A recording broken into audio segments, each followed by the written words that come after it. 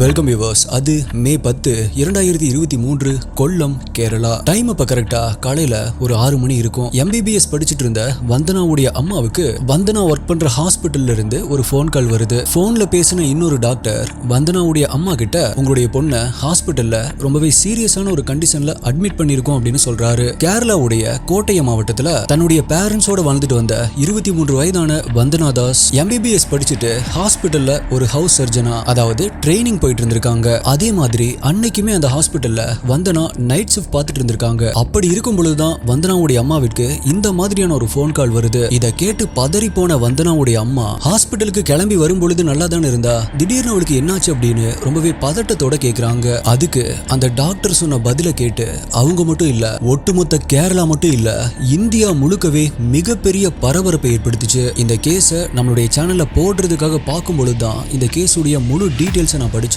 அப்படி படிச்ச எனக்கே நம்ம உண்மையா நடந்த ஒரு சம்பவத்தை படிச்சுட்டு இருக்கோமா இல்ல ஒரு சைக்கோ த்ரில்லர் மூவி பார்த்துட்டு இருக்கோமா அப்படிங்கிற அளவுக்கு இருந்துச்சு. பொதுவா ஒரு கிரைம் நடக்கிற அதே நேரத்துல போலீஸ் அந்த கிரைம் சீன்ல இருக்கிறதும், ஆல்சோ ஒரு நபர் ஹாஸ்பிட்டல்ல வச்சே இன்ஜூர் ஆகுறது, இந்த ரெண்டுமே ரொம்பவே ரேரான ஒரு விஷயம். ஆனா இந்த ரெண்டுமே இந்த கேஸ்ல நடந்திருக்கு. கிரைம் நடக்கும் பொழுது அந்த கிரைம் சீன்ல போலீஸும் இருந்திருக்காங்க. ஆல்சோ அந்த கிரைம் சீனே ஹாஸ்பிட்டல்ல தான் நடந்திருக்கு. கேரளாவுடைய வரலாற்றிலேயே, ஏன் இந்தியாவுடைய வரலாற்றிலேயே டியூட்டில இருந்த டாக்டருக்கு இப்படி ஒரு சம்பவம் நடந்தது இதுதான் ஃபர்ஸ்ட் டைம். ஆல்சோ இந்த இன்சிடென்ட்க்கு அப்புறமா டாக்டர்ஸ் உடைய சேஃப்டிக்காக கேரளால ஒரு புது சட்டத்தையே கொண்டு வந்தாங்க. அப்படி 7 மாதங்களுக்கு முன்னாடி இந்தியா முழுக்கவே வைரலான டாக்டர் வந்தனாவுடைய கேஸை பத்தி ஆல்ரெடி இந்த கேஸை நீங்க கேள்விப்பட்டிருந்தாலும், இன்னைக்கு வீடியோல மினிட் பை மினிட் அன்னைக்கு நைட்டு என்ன நடந்துச்சு அப்படிங்கிற அந்த திகிலூட்டும் நிமிடங்களை தான் ரொம்ப டீடைல்டா டீகோட் பண்ண போறோம். நீங்க பார்த்துட்டு இருக்கிறது சரவணன் டீகோட்ஸ். நான் உங்கள் சரவணன். வாங்க இன்னைக்கு வீடியோக்குள்ள போலாம்.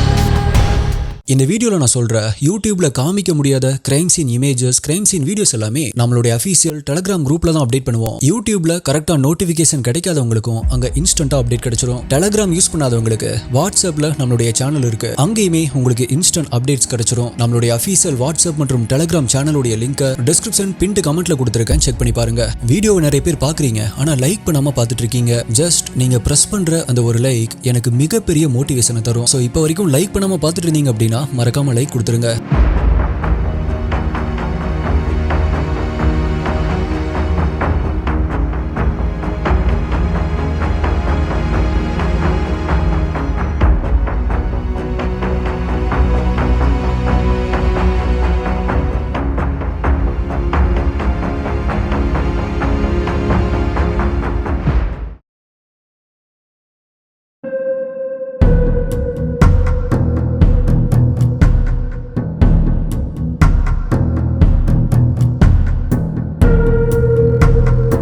கரெக்டா அதிகாலை 4:30 மணி இருக்கும். 42 வயதான சந்தீப் அப்படிங்கிற ஒருத்தனை கொட்டரக்கரால் இருக்கிற கவர்மெண்ட் ஹாஸ்பிட்டலுக்கு 2 போலீஸ் ஆபீசர்ஸ் கூட்டிட்டு வராங்க. அப்படி அவனை கூட்டிட்டு வந்த சப் இன்ஸ்பெக்டர் மற்றும் அசிஸ்டன்ட் சப் இன்ஸ்பெக்டர் அவனை அட்மிட் பண்ணிட்டு ஹாஸ்பிட்டலுக்கு வெளியே போய் வெயிட் பண்ண ஆரம்பிக்கிறாங்க. சந்தீப்புக்கு கால்ல பயங்கரமா அடிபட்டு இருக்கிறதால உடனடியா ஸ்டிச்சிங் போட்டாகணும். சோ ஒரு நர்ஸ் ஸ்டிச்சிங்க்கு தேவையான சர்ஜிக்கல் சிசர்ஸ், மெடிசன்ஸ் இது எல்லாத்தையுமே ஒரு ட்ராலியில் எடுத்துட்டு வந்து ஸ்டிச் பண்ண ஆரம்பிக்கிறாங்க.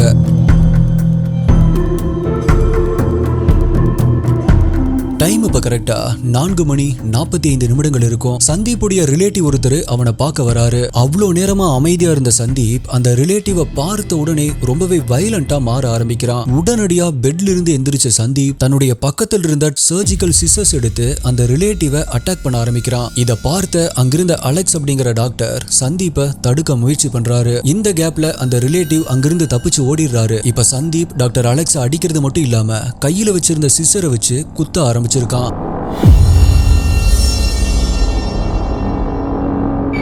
அப்ப அலெக்ஸ் கத்த ஆரம்பிச்சதுமே அந்த சத்தத்தை கேட்டு அந்த ஹாஸ்பிட்டல் இருந்த மத்த ஸ்டாஃப்ஸ் எல்லாமே அங்க ஓடி வராங்க. அப்ப அங்க ஓடி வந்த ஆம்புலன்ஸ் டிரைவரான ராஜேஷ் அப்படிங்கிறவரு சந்தீப்ப பின்னாடி இருந்து ரொம்பவே டைட்டா புடிச்சுக்கிறாரு. ஆனா சந்தீப் தன்னுடைய கையில வச்சிருந்த சிசரை வச்சு ராஜேஷ் உடைய லெஃப்ட் ஷோல்டர்ல ரொம்பவே ப்ரூட்டலா குத்த ஆரம்பிக்கிறான். அதுல ப்ளீட் ஆக ஆரம்பிச்சதுமே ராஜேஷ் சந்தீப்பை விட்டுறாரு. இப்ப சந்தீப் மறுபடியுமே டாக்டர் அலெக்ஸ குத்த ஆரம்பிக்கிறான். அதே நேரத்துல என்ன ஹாஸ்பிட்டலுக்குள்ள ஒரே சத்தமா இருக்கு அப்படின்னு வெளியே நின்னுட்டு இருந்த எஸ்ஐ உள்ள வந்து பாக்குறாரு. அப்படி பார்க்கும் பொழுது சந்தீப் டாக்டர் அலெக்ஸ அட்டாக் பண்ணிட்டு இருக்கிறத பார்த்து பயங்கரமா ஷாக் ஆகுறாரு. இப்ப அவனை எப்படி தடுக்கலாம் அப்படின்னு சுத்தி முத்தியும் பார்க்க ஆரம்பிக்கிறாரு. அப்ப அங்கிருந்த ஒரு பிளாஸ்டிக் சேர் எடுத்துட்டு அவன் கிட்ட நடந்து போறாரு. ஆனா எஸ்ஐ சந்தீப் கிட்ட போகும் பொழுதே ஸ்லிப் ஆகி கீழே விழுந்துடுறாரு.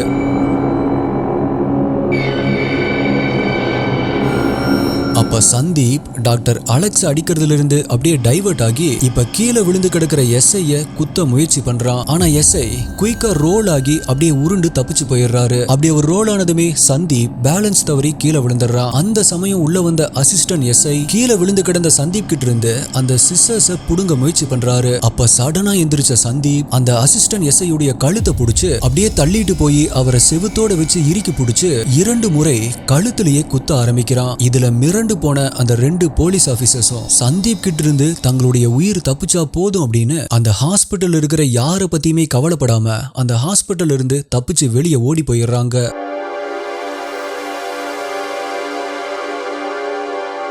இப்படி போலீஸ் ஆபீசர்ஸே சந்தீப்பை பார்த்து பயந்து ஹாஸ்பிட்டலை விட்டு வெளியே ஓடுறத பார்த்த அந்த ஹாஸ்பிட்டல் இருந்த மற்ற ஸ்டாஃப்ஸும் ஹாஸ்பிட்டல் இருந்து வெளியே போயிடலாம் அப்படின்னு டோரை ஓபன் பண்றாங்க. பட் அந்த ஹாஸ்பிட்டலுடைய மெயின் டோரை யாரோ வெளியிருந்து லாக் பண்ணிடுறாங்க.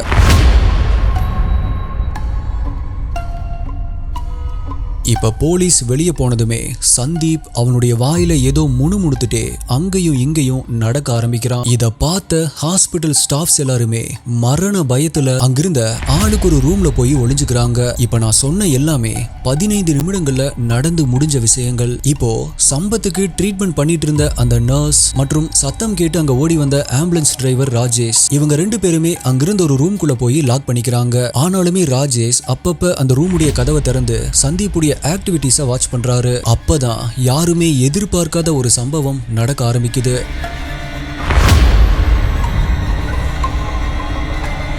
உள்ள போய் ஒளிஞ்சுக்கிட்ட ராஜேஷ் சில நிமிடங்கள் கழிச்சு அந்த கதவை மெல்லமா ஓபன் பண்ணி ஒளிஞ்சு பாக்குறாரு. அப்ப சந்தீப் அங்க பைத்தியக்கார சைக்கோ மாதிரி சேர்ல உட்கார்ந்துட்டு இருந்திருக்கான். சரி ஓகே அப்படின்னு டோர் அப்படியே க்ளோஸ் பண்ண போறாரு. அப்பதான் தூரத்துல வந்தனாவும் கூடவே இன்னொரு டாக்டரும் அங்க இருக்கிற ஹால்வேல நடந்து வந்துட்டு இருக்கிறத பாக்குறாரு. இத பார்த்து ஷாக்கான ராஜேஷ் அங்க நடந்து வந்துட்டு இருந்த அவங்கள பார்த்து இங்க வராதீங்க, உடனே பக்கத்துல இருக்கிற ரூமுக்கு போய் லாக் பண்ணிக்கோங்க, இங்க ஒருத்தன் எல்லாரையுமே சர்ஜிக்கல் சிசரை வச்சு அட்டாக் பண்ணிட்டு இருக்கான் அப்படின்னு கத்த ஆரம்பிக்கிறாரு.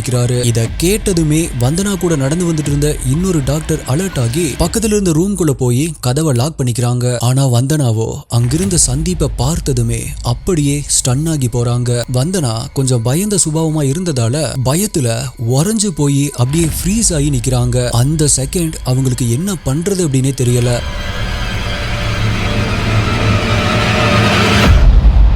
அப்ப வந்தனா கிட்ட ஆம்புலன்ஸ் டிரைவர் ராஜேஷ் டாக்டர் உள்ள போங்க, அங்க நிக்காதீங்க அப்படின்னு சொல்லி கத்திட்டு எங்க இந்த சத்தம் கேட்டு சந்தீப் அங்க வந்துருவானோ அப்படின்னு அவருடைய கதவையுமே பயத்துல லாக் பண்ணிக்கிறாரு. அதுக்கப்புறமா கொஞ்ச நேரம் கழிச்சு ராஜேஷ் அந்த கதவை மெல்லமா ஓபன் பண்ணி பாக்குறாரு. அப்ப அந்த ஹாஸ்பிட்டலுடைய ஹால்ல டாக்டர் வந்தனா அசைவில்லாம கீழே கிடக்குறாங்க. அப்படி கீழே விழுந்து கிடந்த வந்தனா மேல ஏறி உட்கார்ந்த சந்தீப் அவங்களுடைய தலையில முதுகுல அப்படின்னு மாறி மாறி அந்த சிசர்ஸை வச்சு குத்திட்டு இருக்கிறத பாக்குறாரு. ராஜேஷ் மட்டும் இல்ல, அப்ப அந்த ஹாஸ்பிட்டலுக்குள்ள தங்களுடைய உயிரை காப்பாத்திக்க அங்க ஒவ்வொரு ரூம்ல ஒளிஞ்சிருந்த ஸ்டாஃப்ஸ் எல்லாருமே அந்த காட்சியை பார்த்து அதிர்ச்சியில உறைஞ்சு போய் இருக்கும் பொழுது ஷிபின் அப்படிங்கிற ஒரு டாக்டர் மட்டும் என்ன ஆனாலும் பரவாயில்ல அப்படின்னு அங்க உடம்பு ஃபுல்லா ரத்தத்தோட சைக்கோ மாதிரி நின்னுட்டு இருக்கிற அவங்க கிட்ட தைரியமா நடந்து போறாரு.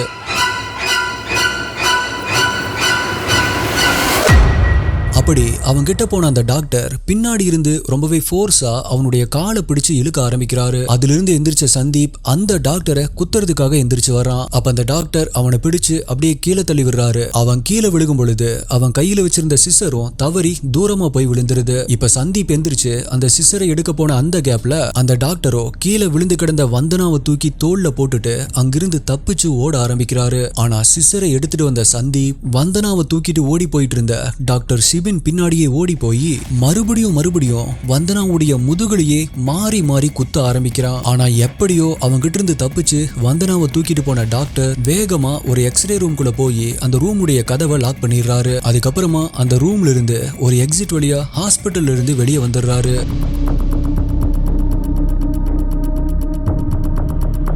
இப்ப உள்ள இருந்த அந்த சந்தீப் ஹாஸ்பிட்டலுக்குள்ள இருந்த ஒரு வாட்டர் ஃபில்டர்ல தண்ணியை புடிச்சு குடிக்க ஆரம்பிக்கிறான். கூடவே அவன் கையில வச்சிருந்த அந்த சிசரை அதே தண்ணியில வாஷ் பண்ணிட்டு அதை அங்கேயே வச்சிடறான். இதை நோட் பண்ண ஆம்புலன்ஸ் டிரைவரான ராஜேஷ் உடனடியா அங்க ஓடி போய் அவனை பின்னாடி இருந்து கீழே தள்ளிவிட்டு அவன் மேல ஏறி உட்கார்ந்து அவனுடைய கைய ஒரு துணியால கட்டி போடுறாரு. இத்தனை சம்பவங்கள் நடந்து முடிஞ்சதுக்கு அப்புறமா தான் பழைய தமிழ் படங்கள்ல கடைசி நேரத்துல கிளைமேக்ஸ்ல வர்ற போலீஸ் மாதிரி வேற சில போலீஸ் ஆபீசர்ஸ் அங்க வராங்க. சந்தீப்புடைய கையில விலங்கு மாட்டி அவனை அரெஸ்ட் பண்ணி அங்கிருந்து கூட்டிட்டு போறாங்க. இந்த விலங்க ஃபர்ஸ்டே மாட்டி இருந்தா இப்படி ஒரு சம்பவம் நடந்திருக்காதே அப்படின்னு நீங்க நினைக்கலாம். பட் அதுக்கு சந்தீப் ஒரு கிரிமினலா இருந்தா தானே. எஸ், முதல்ல சந்தீப் ஒரு அக்யூஸ்டே கிடையாது.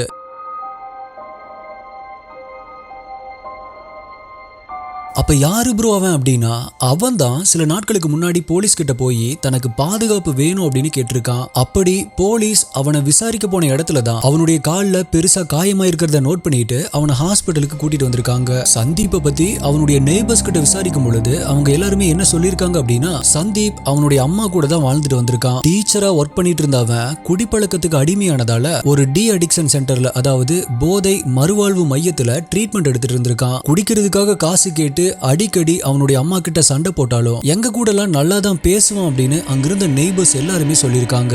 மேலும் அவங்க என்ன சொல்லியிருக்காங்க அப்படின்னா, குடிப்பழக்கத்தை மறக்கிறதுக்கு ட்ரீட்மெண்ட்டை முழுசா கம்ப்ளீட் பண்ணாம பாதியிலேயே டிஸ்சார்ஜ் ஆகி வீட்டுக்கு வந்ததாகவும் அதுக்கப்புறம் மறுபடியும் குடிக்க ஆரம்பிச்சதாகவும் சொல்லியிருக்காங்க.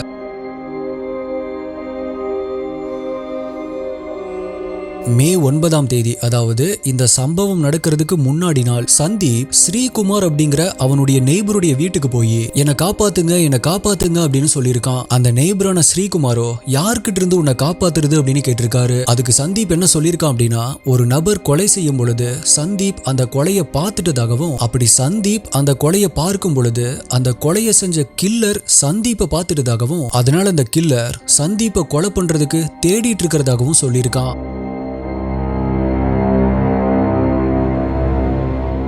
இதை கேட்ட அந்த நெய்பரோ, அப்ப நீ உடனடியா இத போலீஸ் கிட்ட சொல்லு அப்படின்னு சொல்லியிருக்காரு. அவனுமே போலீஸ்க்கு கால் பண்ணிருக்கான். சோ போலீஸ் அவனுடைய வீட்டுக்கு வந்து பார்க்கும் பொழுது சந்தீப் அவனுடைய வீட்டுல இல்ல. அவனுடைய மொபைல் போனும் ஸ்விட்ச் ஆஃப்ல இருந்திருக்கு. ஆனா அடுத்த நாள் காலையில 4 மணி அளவுல சந்தீப்புடைய வீட்டுல இருந்து ஒரு 1/2 கிலோமீட்டர் தள்ளி ஒரு இடத்துல வச்சு சந்தீப்பை போலீஸ் பாக்குறாங்க. அப்படி பார்க்கும் பொழுது அவனுடைய கால்ல ஒரு பெரிய காயம் இருந்திருக்கு. அதை பார்த்த போலீஸ் இந்த காயம் எப்படி ஆச்சு அப்படின்னு கேட்டிருக்காங்க. அதுக்கு சந்தீப்போ அவனுடைய நெய்பருடைய வீட்டு சுவற்றை ஏறி குதிக்கும் பொழுது இந்த காயம் ஆயிருச்சு அப்படின்னு சொல்லியிருக்கான். இதுக்கப்புறமா தான் போலீஸ் அவனை ஹாஸ்பிட்டலுக்கு கூட்டிட்டு வந்திருக்காங்க. அங்கதான் நான் இப்ப சொன்ன விஷயங்கள் எல்லாமே நடந்திருக்கு.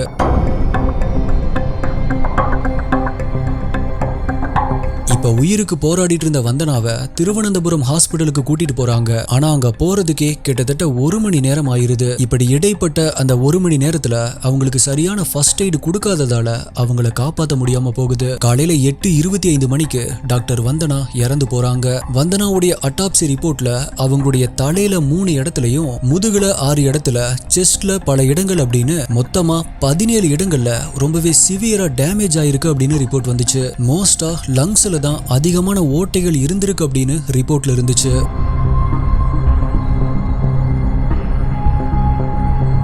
இப்ப அடுத்ததா சந்தீப்புக்கு ட்ரக் டெஸ்ட் பண்றாங்க. அதாவது அந்த டைம்ல அவன் குடிச்சிருந்தானா இல்ல போதையில இருந்தானா அப்படின்னு செக் பண்றாங்க. ஆனா அன்னைக்கு அவன் ஆல்கஹாலோ இல்ல வேற எந்த ஒரு ட்ரக்கோ யூஸ் பண்ணல அப்படின்னு தான் ரிப்போர்ட்ல வந்திருக்கு. அப்போ அவன் அவ்வளோ வயலண்டா நடந்துகிட்டதுக்கு காரணம் என்ன அப்படின்னா, ஆல்கஹால் வித்ட்ரால் சிம்டம்ஸ். அதாவது வருஷ கணக்கா குடிப்பழக்கத்துக்கு அடிமையான ஒரு நபர் திடீர்னு அந்த குடிப்பழக்கத்தை நிப்பாட்டுறப்ப அதுக்கு ஹியூமன் பாடியோடைய ரியாக்ஷன் தான் வித்ட்ரால் சிம்டம்ஸ். இதெல்லாம் ஒரு காரணமா அப்படின்னு கூட உங்களுக்கு தோணலாம். பட் withdrawal symptoms கூடவே paranoia, hallucinations மாதிரியான மென்டல் இல்னஸும் கிரியேட் ஆகும். அன்னைக்கு சந்தீப் தன்னை யாரோ கொல்ல வர்றாங்க அப்படிங்கிற ஒரு ஹாலுசினேஷன்ல இருந்திருக்கான். அதனால தான் இப்படி வயலண்டா பிஹேவ் பண்ணிருப்பான் அப்படின்னு டாக்டர்ஸால சொல்லப்படுது.